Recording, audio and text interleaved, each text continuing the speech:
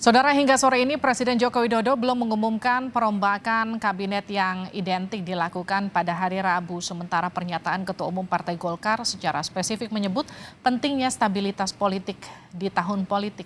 Benarkah ini jadi sinyalemen Rabu reshuffle akan terlewatkan kali ini? Analisisnya kami bahas bersama Direktur Eksekutif Carta Politika Yunarto Wijaya. Mas Toto, selamat malam. Selamat malam. Kita juga akan sapa Wakil Sekjen DPP PDI Perjuangan Arief Wibowo. Mas Arief, selamat malam.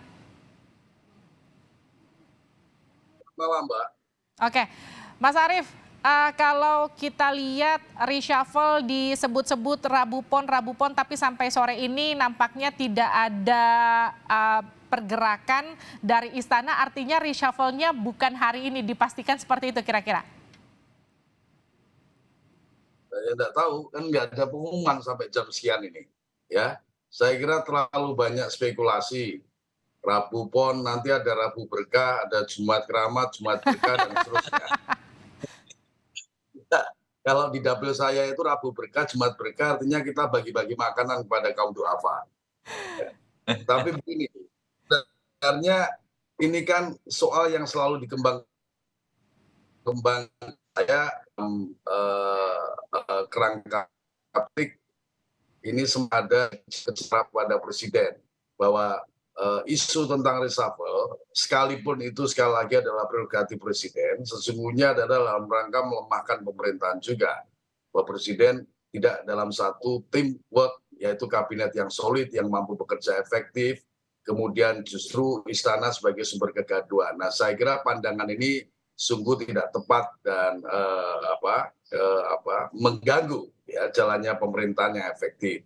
Apalagi kalau itu kemudian ditebar oleh partai-partai yang masih di dalam koalisi yang diharapkan solid, koalisinya pemerintah Presiden Jokowi. Partai-partai yang diharapkan solid. Mas Arief. Ya, tidak perlu dikembang-kembangkan lah. Karena itu otoritas biarkan beliau yang mengambil putusan sendiri. Iya, ini izin saya potong ya Mas Arief ya. Kalau bicara soliditas, efektivitas koalisi dari Presiden Joko Widodo, koalisi pemerintahan sekarang dengan susunan proporsi menteri yang ada di kabinetnya, PDI Perjuangan ngelihatnya ini proporsi menterinya masih efektif nggak Mas Arief? Saya kira masih efektif, tapi kalau subjektif PDI Perjuangan ya boleh PDI Perjuangan ditambahkan. Tapi kan tetap itu yang menimbang adalah presiden. Ketika presiden menyatakan bahwa porsinya sekian personel yang menjadi menteri dari partai-partai si A, si B, si C, kemudian kaum profesional porsinya sekian, dan ini sudah jalan 3 tahun ya di dalam memimpin pemerintahan, banyak program yang sudah bisa dicapai dengan baik, tapi ada program yang masih belum bisa dicapai, kebijakan yang belum maksimal jalan, ya silakan presiden mengevaluasi. Memastikan tugas kami secara politik adalah memberikan dukungan yang kuat dan memastikan pemerintahan berjalan dengan efektif sampai akhir masa jabatan presiden pada tanggal 2 Oktober 2024. Mas Arief, kalau narasi evaluasi ini kan berkali-kali keluar dari sejumlah elit PDI Perjuangan, salah satunya Pak Hasto, yang kemudian ngasih kode-kode bahkan sampai saling sindir usai Nasdem deklarasi Anies. Kalau sekarang posisinya PDI Perjuangan dengan Nasdem, apakah kemudian masih perlu ada evaluasi seperti yang sempat dikeluarkan oleh elit-elit PDI Perjuangan, Mas Arief? Evaluasi biasa saja kan, dan saya kira tanpa harus didesak, didorong, ditekan oleh siapapun, presiden sudah pasti niscaya melakukan evaluasi terhadap kinerja kabinetnya. Itu satu keniscayaan. Saya kira sesuatu yang normal. Mas Toto, kemarin kan Presiden menyebut termasuk tadi juga hari ini Rabu Pon, meskipun intonasinya tuh intonasi bercandaan, bergurauan ala Pak Jokowi. Ini kan artinya tidak mau atau ragu. Menurut Anda ini Rabu Pon ini memang betul-betul tidak akan terjadi reshuffle atau seperti apa Mas Toto? Gini, itu kan spekulasi kita ya mengenai pola yang terbangun dari hari baik yang selama ini jadi pilihan dari Jokowi, yaitu terkait Rabu Pon. Pertanyaannya kan adalah apakah harus Rabu Pon sekarang? Kalau Rabu Pon pun ada tanggal 8 Maret misalnya. Atau ketika kemudian Pahing juga pernah terjadi Rabu Pahing. Atau Pak Jokowi juga punya hitungan baru, bisa saja Kamis Wage, kan artinya kalau kita masuk ke wilayah itu. Yang kedua, kalau kita lihat teknis ya, Pak Jokowi sekarang sudah ada di Bali, yang saya tahu. Sehingga kalaupun kemudian berharap tetap Rabu Pon, ya berarti pilihannya hanya pengumuman terjadi di Bali. Tapi di luar semua itu, analis politiknya kan memang ini harus kita akui, perbincangan mengenai reshuffle itu kan dimulai dari sebuah perbincangan politik mengenai adanya satu partai yang dianggap kemudian berbeda pandangan. Ketika 3 Oktober kemarin mendeklarasikan Anies Baswedan dan kemudian berkoalisi dengan 2 partai oposisi. Lalu kemudian muncul pandangan dari teman-teman PDI Perjuangan misalnya terkait dengan sikap Partai Nasdem. Kita juga melihat beberapa bahasa simbolik yang ditafsirkan kemudian menjadi keretakan hubungan antara Surya Paloh dengan Jokowi. Itu tidak bisa kita nafikan. Ya. Peristiwa politik yang paling fundamental menjadi alasan utama kita mulai mendiskusikan terkait dengan adanya reshuffle. Nah, pertanyaannya kan kemudian adalah kalau betul reshuffle ini terjadi, apakah betul hanya disebabkan oleh variabel politik? Saya sih berharap tidak. Di satu sisi betul prerogatif presiden sepenuhnya untuk kemudian menggunakan alasan apapun mengganti menterinya, termasuk menjadi fundamental memang kalau presiden menganggap ada partai yang komunikasinya kan sekarang lebih intens nih dengan 2 partai oposisi. Sementara yang disebut sebagai oposisi itu kan bisa didefinisikan sebagai partai yang punya cara pandang berbeda dengan rezim yang ada sekarang. Sehingga ketika kemudian partai itu berkoalisi dengan 2 partai oposisi, normal-normal saja kalau kemudian keberadaannya dianggap bisa menghambat. Itu yang pertama. Tapi saya juga berharap bahwa andai kata pun ada reshuffle yang berbasiskan logika koalisi atau keretakan dalam koalisi, saya sih berharap juga ini dimanfaatkan oleh presiden, momentum besar bernama reshuffle, tidak berhenti pada reshuffle politik semata. Oke. Evaluasi sekalian. Menteri-menteri dari parpol manapun, baik yang loyal atau tidak loyal, yang kadernya jadi menteri tapi kerjanya jelek, ya kan?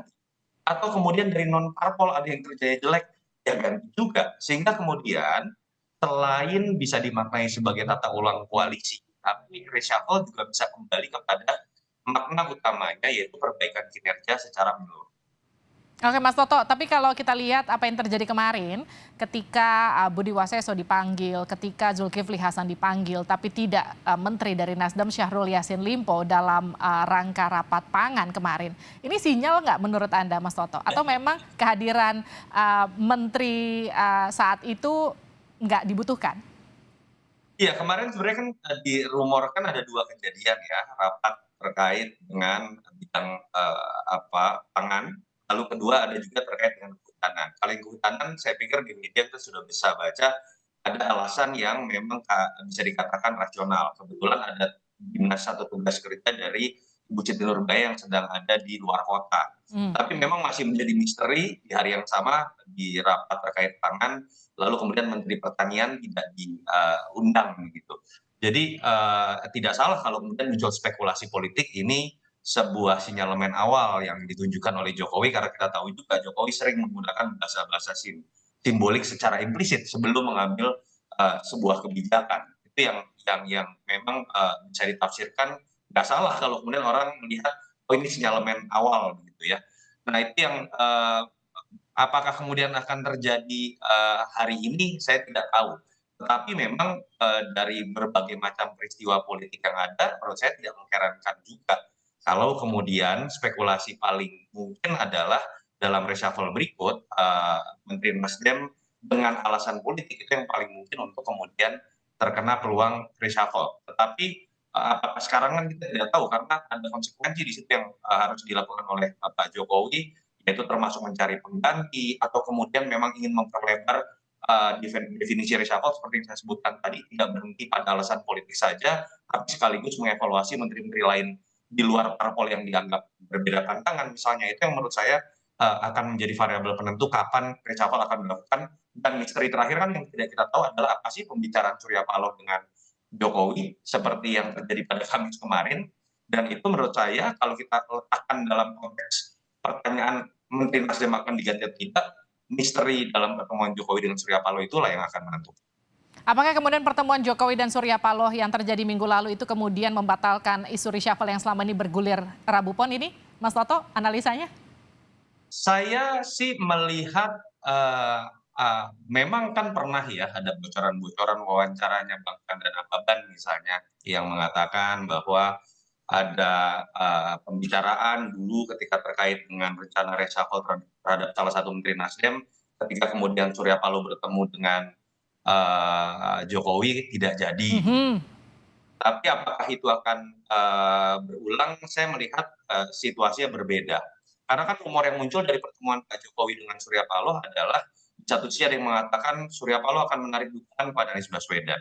Di satu sisi ada yang melihat dengan kacamata sebaliknya, bahwa Pak Jokowi yang tidak akan melakukan reshuffle atau kemudian mengeluarkan Nasdem dari koalisi. Saya berspekulasi dengan kepentingannya masing-masing, tidak mudah pertemuan sejam akan mengubah sebuah perencanaan politik yang sudah diyakini oleh kedua belah pihak. Jadi menurut saya pertemuan kemarin lebih bersifat kekeluargaan, tetapi tidak akan mengubah banyak substansi politik yang sudah diyakini oleh Jokowi ataupun Surya Paloh. Jadi spekulasi saya, Pak Jokowi tetap akan punya rencana sendiri terkait dengan koalisi, entah dengan reshuffle atau tidak.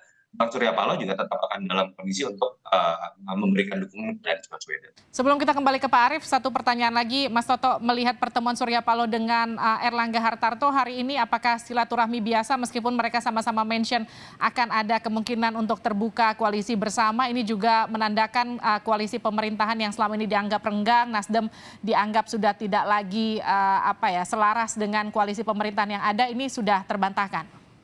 Saya pikir kita bisa lihat dari dua kacamata ya. Kacamata pertama, kalau ingin kita berspekulasi terkait ini adalah upaya lain dari Surya Paloh dan Nasdem untuk menunjukkan bahwa komitmen mereka untuk tetap menjadi bagian dari koalisi itu memang sudah ditunjukkan dengan bahasa komunikasi politik. Pertama bertemu dengan Jokowi dan diterima. Yang kedua, mereka masih melakukan komunikasi politik dengan sesama partai pendukung koalisi.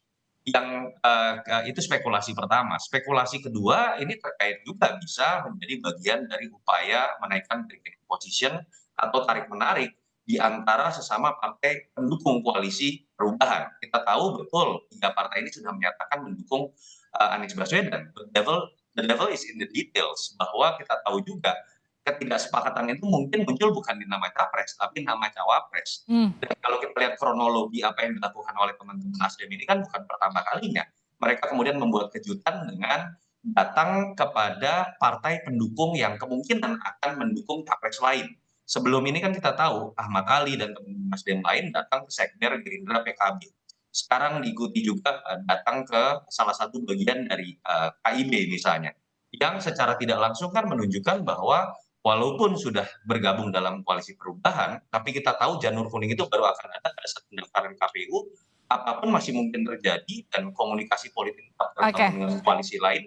Dan di situ saya pikir adalah bagian dari politik tarik ulur dan menaikkan bargaining position dalam negosiasi politik di antara ketiga partai koalisi perubahan. Jadi gimana Pak Arief menanggapi analisa dari Mas Toto, ini masih dalam politik tarik ulur untuk melihat bagaimana sejauh mana negosiasi yang terjadi di internal? Ya, saya kira apa yang dipikirkan oleh Mas Toto, Mas Yunarto Wijaya banyak tepatnya itu ya. Memang situasinya kan sangat dinamis, ya, situasinya sangat dinamis, penuh ketidakpastian di dalam soal keputusan politik menyangkut capres cawapres, karena memang kecenderungannya adalah meraba kemungkinan arah politik dari konstelasi yang setiap saat bisa saja berubah, ya, ke depan menghadapi pemilu presiden tahun 2024, tetapi tetap bersandar pada hasil pemilu legislatif pada tahun 2024, itu sesuatu yang normal saja. Semua partai akan berkomunikasi bagaimana koalisinya akan dibangun, melihat siapa saja jagoannya, capresnya, apakah ada porsi cawapres untuk partai-partai, nanti format kabinetnya jika menang seperti apa, ya, berapa porsinya, kemudian ya banyak hal lain yang akan dibicarakan oleh masing-masing partai. Nah, oleh sebab itu saya kira memang kita harus bersabar melihat situasi yang memang cenderung tidak menentu.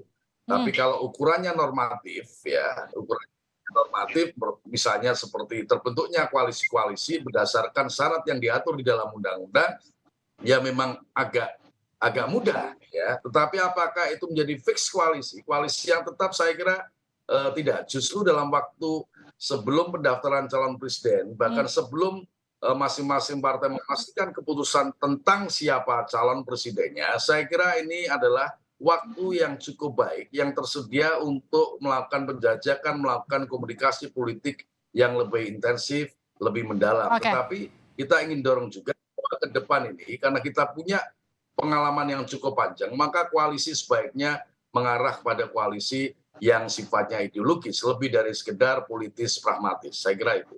Oke, terima kasih Mas Arief, terima kasih Mas Toto telah bergabung bersama kami di Terima CNN kasih, Indonesia Malam. sama-sama.